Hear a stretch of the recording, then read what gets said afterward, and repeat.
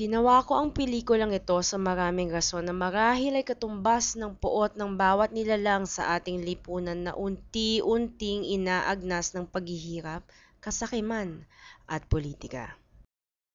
Ang pag-aagnas ng politikang kapitalista. Gigising ang isang tao upang pumasok ng alas 8 ng umaga para magpaalipin sa hindi nagbabagong agos ng ekonomiya.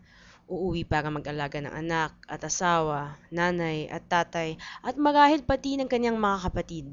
Sisiguraduhin maayos ang lahat, matutulog at sisimulan ulit ang lahat ng ito. Araw-araw na ginawa ng... Diyos ko, malupit ka, mundo. Makina ang iyong kailangan, hindi tao.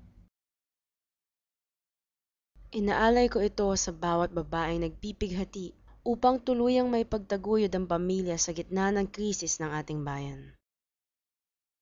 Ang aking alay sa pagdadalamhati ng kaluluwang babae.